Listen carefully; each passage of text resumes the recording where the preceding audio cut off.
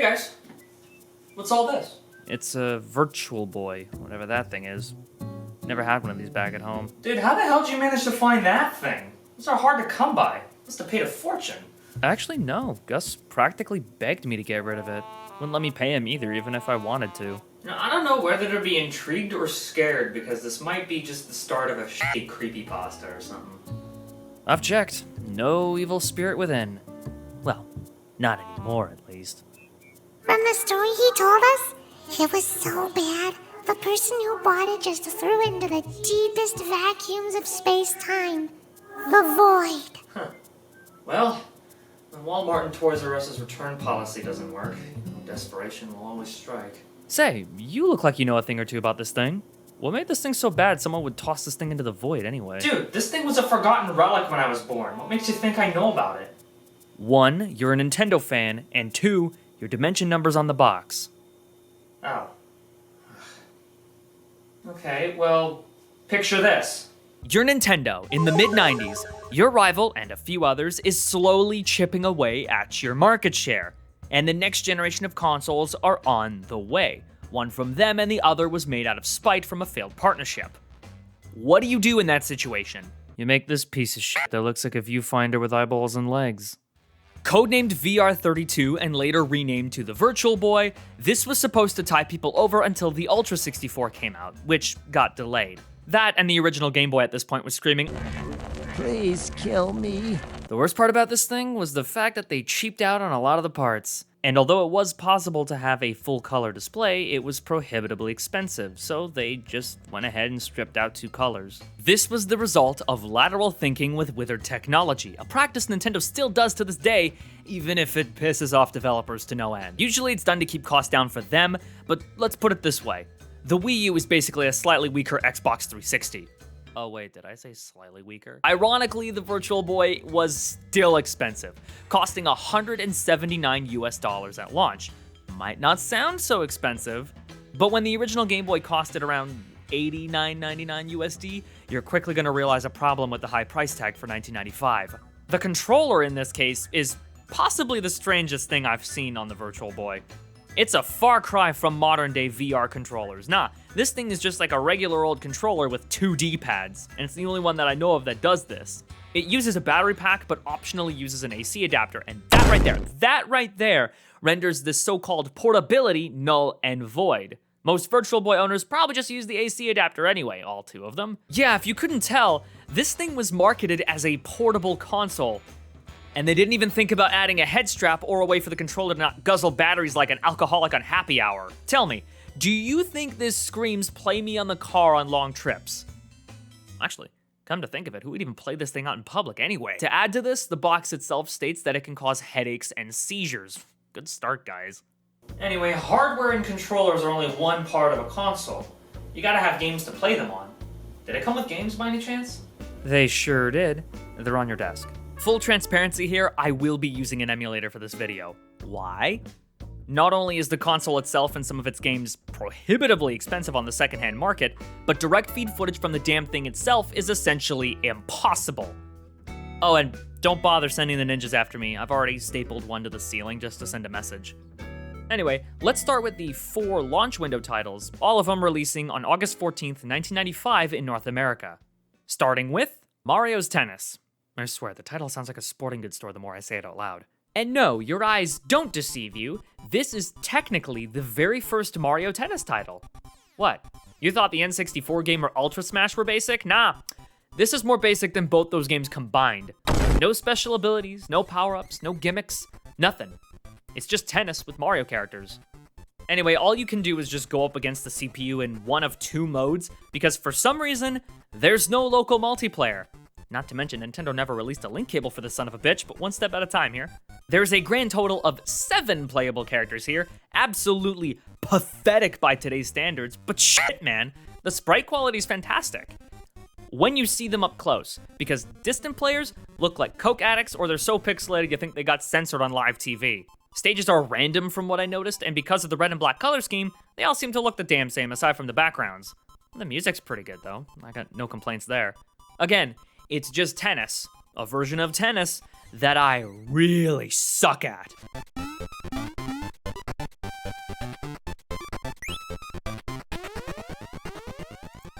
I think we should give them some privacy. Okay then, let's jump to Galactic Pinball. It's just pinball. It's a game of timing and, most importantly, luck. Now with whack-ass physics. Seriously, how the hell did I do that? Stop it. Look, I enjoy pinball every now and again, but this is one of the many games on this thing where you have to ask yourself, why? Why is this even here? I only had enough patience to play like 2 tables. There's 4 of them in all, and each of them have their own gimmicks. Also, would you believe me if I told you that this was developed by Intelligent Systems? You know, the same developers who made the Fire Emblem games? Cool, moving on. Oh, actually, before I forget, let me just... It's an ectobomb. Let's hope I don't have to use it, or else Google's gonna have a little hissy fit with me. Anyway, here's Red Alarm, the Star Fox-like game for this console, because the actual Star Fox title that was planned got scrapped. Oh dear God, why does the game look like that? This looks borderline unplayable. There's gotta be a way to fix this somehow. Aha! That's much better. Jumping into the first stage, I don't really know what to make of all this. Everything's exploding with vectors, I'm getting hit with bullets coming from God knows where, and I can't even see my own health bar because of all this goddamn red! There's gotta be a health bar here, right? I feel like I can't see it. Let me check the footage back. Oh fuck, I'm just blind. So it begins. What's that? A boss? Cool. I beat it? Cool. I died on the second stage?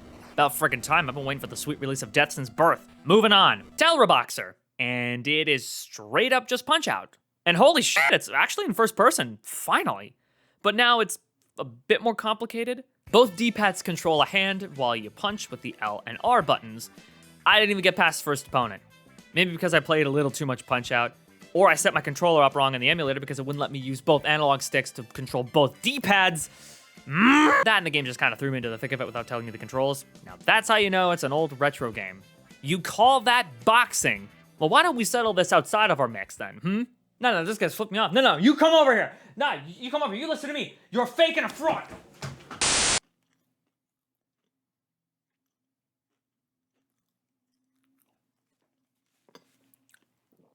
I guess Launch Titles didn't really work out that well, so let's keep going, I guess? I forgot to film this bit. Don't judge me. All right. Virtual League Baseball. Ah! Anyway, Virtual League Baseball.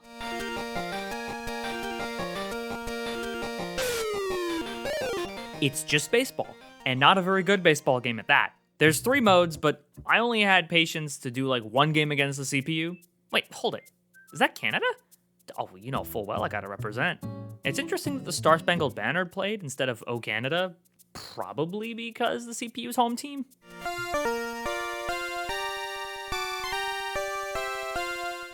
I don't get it anymore. Furthermore, I have no idea what's going on here. And America destroyed Canada. No, you're not getting context for that. The problem is, it's just not clear what you're supposed to do. And the fades to black really don't help at all. I can see why there's seizure warnings plastered all over the damn console. Where the hell did I leave my ectobomb again? And now, without any smooth transition, we have the very first Atlas game on this channel. You know, the Let's Milk Persona 3, 4, and 5 to Oblivion Atlas. I've heard things about this game. From its limited release outside of Japan, its cult-like status, and the fact that it involves the mascot of SMT, Jack Frost. It's also a highly sought-after game amongst Virtual Boy collectors, so whether it's the Japanese or North American release, expect to pay a premium for it. And since a lot of people see this as an SMT game, I got the slightest feeling a certain production company might see this. You think their merch would be mint? I mean, I wish I could pitch them that idea, but I think they blocked my number. It's also one of the few Virtual Boy games that has a story. It's Halloween, and the children and fairies are out trick-or-treating until they have to head home at 11 p.m. sharp. But one of them loses track of time, and now they have to race against the clock to get home before they lose their powers and vanish forever. Simple, yet effective. You play as either Jack Frost, Jack Lantern, or Jack Skeleton. Oh wait, I'm sorry, Jack Skelton. I wonder why they call it Jack Bros! Frost and Lantern are the only ones that have projectiles, with Skeleton over here only having a knife, meaning he has a miserable time defeating certain enemies without getting hit, which is something you seriously don't want to do because you lose precious time. I'll explain that later. On the plus side, Skeleton is much faster with the knife out and murders bosses.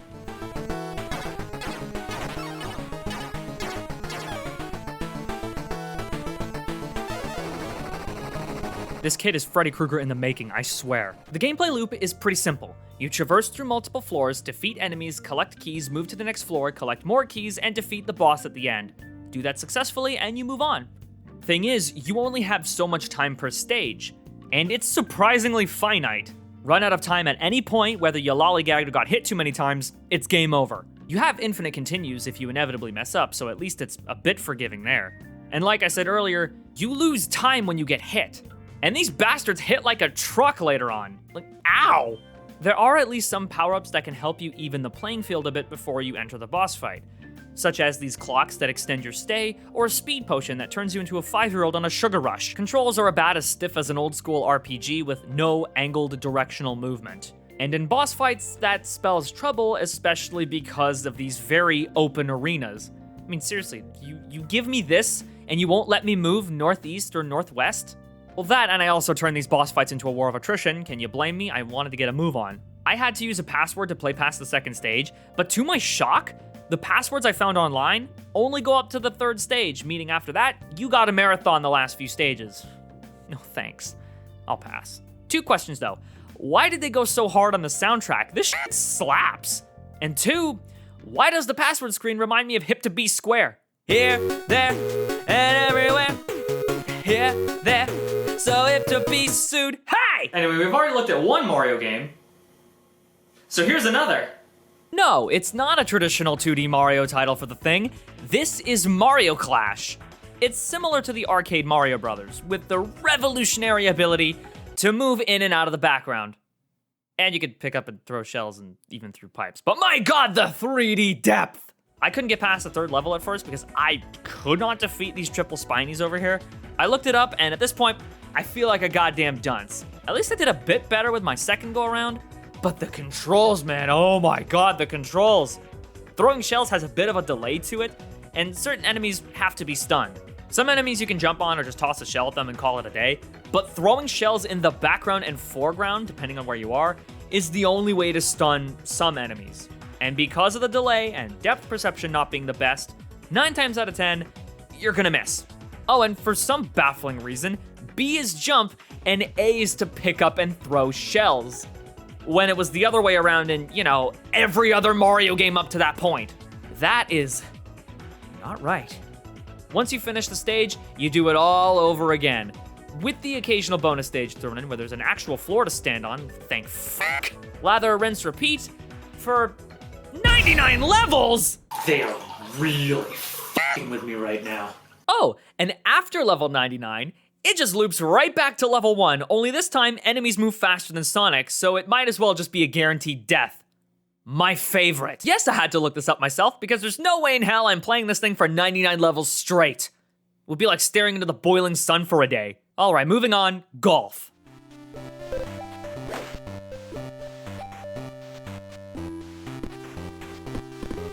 Well, at least the title is accurate. There's just one problem. I can't see shit. I tried messing with the 3D effect in and out of the game, but I just could not get this thing to work properly. The menus worked fine. In fact, they were flawless.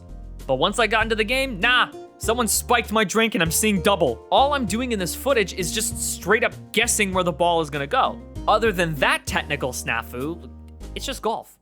What do you want me to say?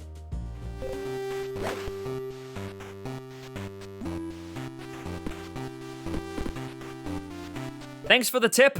I can't read it. Dude, how many shots have you had? What? I don't know, man. Okay, yeah, that's my cue to cut you off. Okay, then.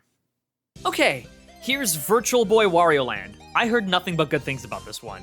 And it's also the very first Wario Land title under my belt, so, cool, I guess? The only thing that comes close to it is, I think, King of Cards. Jesus Christ.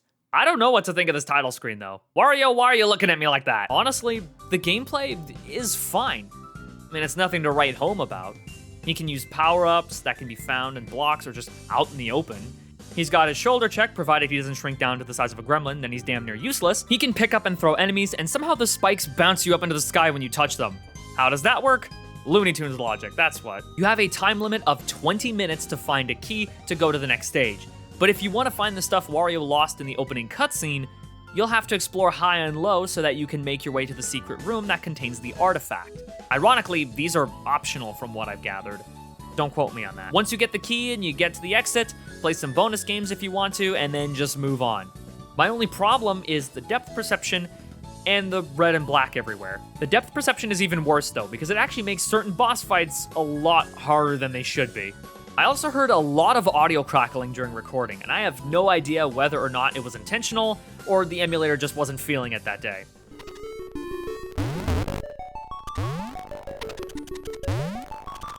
Aside from those issues, in or out of my control, this is a keeper.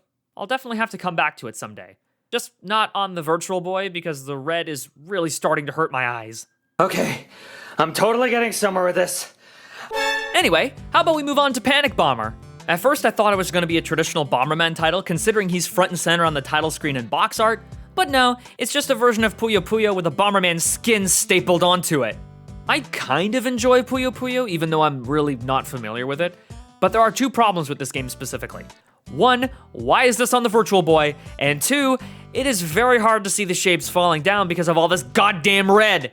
And no, the other optional shapes you can pick won't fix the issue. I'm glad I decided to play on the easy difficulty for footage because I'm pretty damn sure I would have gotten my ass kicked in 5 seconds flat. From what I looked up, it's a prominent spin-off, so every other version of the game is technically leagues better than the Virtual Boy version. I'm also very glad Autopause showed me mercy after going up against Balloon Kirby, Racist Squid Baron, Wolf Bomberman, and...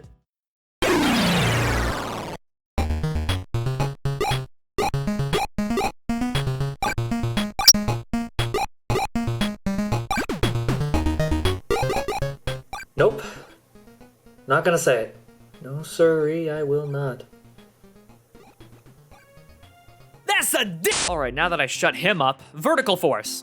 It's just a space shooter with an admittingly cool gimmick. You can change your altitude with the push of a button.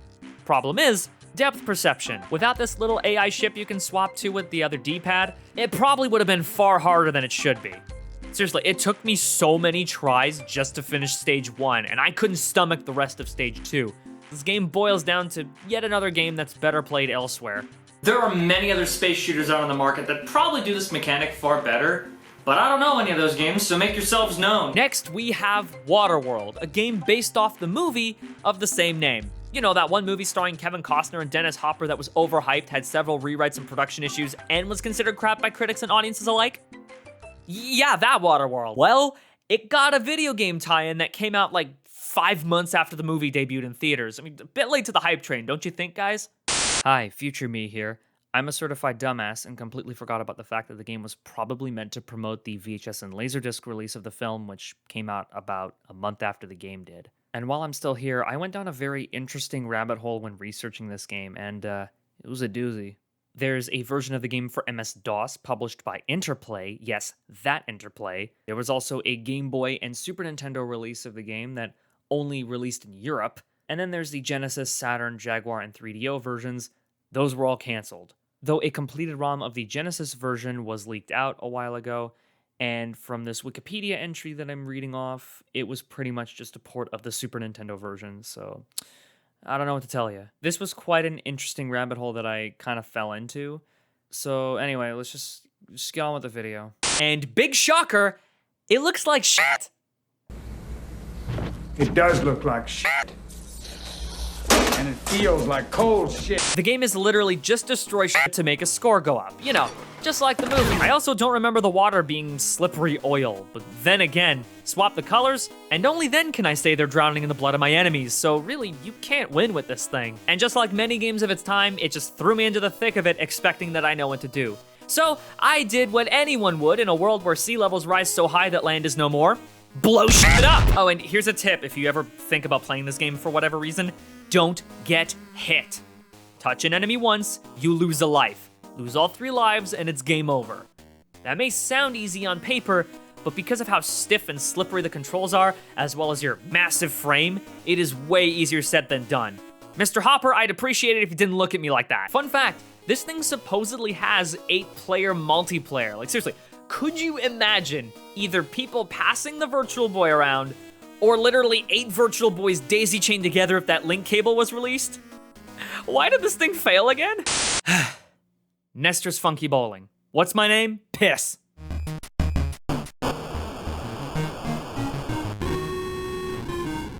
It's just bowling. What's so funky about it? Is it the fact that Nestor loses his hair or that his twin sister becomes the girl from The Ring? I don't know. But at this point, anything's better than that face. There's only 3 modes and a 2-player mode that probably involves passing the Virtual Boy off to the other person in the room instead of that link cable. Honestly, I'd rather play real bowling because this game is just a big fat why is this here? I think you're starting to notice the running theme at this point. Moving on, 3D Tetris. And, okay, to be serious, this version of Tetris does have quite the twist that I actually kind of like. It's Tetris, but in a 3D space, meaning you can rotate the blocks on the X and Y axis, but also the Z axis. Sounds awesome. There's just one problem. I can't see a damn thing. Yeah, just like golf, the menus worked fine, but once we're in the game, it's literally just guesswork, which also happened on the title screen, so that might as well have been a bad omen. Am I doing something wrong here? Not to mention, the playing field constantly rotates, and even with a way to tell where the blocks are gonna land, thanks to this thing in the corner that I didn't notice until I looked over at the footage again, it's even more guesswork on top of more guesswork that the emulator is just tossing at me. I'm just gonna say this now, I couldn't play more than 10 minutes of this because of that shit. I'm very sorry, 3D Tetris. You can blame the emulator for this. However, if you want a more traditional version of Tetris, how about V-Tetris? Because it's literally just raw Tetris. I'm going to be very honest here. I never, ever want to make a dedicated video on Tetris, because we'd be here until the heat death of the universe. There's so many versions. And if you played one version, you kind of played them all, you know what I'm saying? Look, I like Tetris. It's a fine game. A well-crafted puzzle game, you could say. But again, why is this even on the Virtual Boy? At least 3D Tetris tried something unique that wasn't just throw in bombs or take all the drugs. I do like how smoothly the boxes fall here. It's actually quite satisfying. But it takes a bit for the game to register them even touching the ground, so you'd be surprised how many times I did this. I hate it. Well, damn, I threw myself into a corner. Guess I'll die now. Wait, hold on. What the hell are these scores? Okay, Space Squash. It's 3D death tennis with robots. Well, that's my guess because I can't read anything here. I also didn't know it was one of those games that uses both D-pads. What a joy. Basically, one D-pad moves and the other just smacks the ball. I didn't know that at first, so I just kind of... But from what I played, when I got the hang of it, it was fine, actually. My only issue is basically the depth perception and color scheme. It gets pretty difficult to see the ball hurtling towards you because the robot's fat ass is blocking the ball, and because it blends in with the background, yeah, you're gonna get hit. I also can't read Japanese, so that's a little bit of a problem. And no, Google Translate isn't really gonna help you. I was actually having a pretty good time with this one, until I got to this worm fight. The walls close off, and you gotta hit its body with the ball to damage it. Problem is, he's moving all over the damn place, and I feel like a stormtrooper because all my shots miss! Oh, come on, goddammit! Is there a way to reliably send the ball in the direction you want it to go in? Because as far as I'm aware, it goes wherever it damn well pleases. I also couldn't manually quit, so I had to deliberately throw the game so that I could get out of here. That's how boring the match was. Yeah, thanks for the advice. I can't read it. What's my name? STD. Because I think it's gonna be a problem one day, and I sure as shit don't wanna find out. Virtual fishing. Well, at least the title didn't lie. Again. Can't really get mad at that. And at least it works properly, unlike golf and 3D Tetris. Just one problem, I can't read Japanese. Again. So I have no clue what to do here. And catching the fish is kind of a pain in the ass. And this is only in the game's training mode, mind you. Everything else is just contests, I think. Honestly, I don't care, and I'd rather just go out and do real fishing. All right, what's next? What the hell is this? Okay, now we're getting somewhere. Translated as House of Innsmouth, I think. You play as a private detective and have to escape a monster-infested mansion with a little-known artifact called the Necronomicon. This shit's heavy, man. To make it short, I actually couldn't stomach more than one level. You at least have a means to defend yourself, but honestly, I'd rather run and save my ammo. And even then, the game won't let you do that half the time. And oh, one of the D-pads is movement and the other is to aim your gun. Trust me, it's as slow and clunky as you think with my setup. If I had a real Virtual Boy controller, or at least a different method of controlling that wasn't so clunky, I'd be singing a different tune here. Also, do you know how many times I had to restart from the password rope? A lot. To the point where I could use one and end it all in this very mansion. I either ran out of time or died to a creature. Once I escaped one floor, I was greeted with this. Yeah, no thanks, just kill me now, please. Alrighty then, Space Invaders Virtual Collection. Quick! Hide! It's the alarm! The hell was that? An Amber Alert or a cry for help? Yes. Okay then, that was a strange way to start the game, but hold your horses, it's just the original Space Invaders. And there are plenty of better versions available out there. It contains part 1 and part 2 in both 3D and 2D modes. 3D's a little wacky for the emulator, but clearly the 2D mode is the way to go. So why play the 3D mode at all? I don't know, just feels a bit gimmicky in my eyes. All right, Virtual Lab.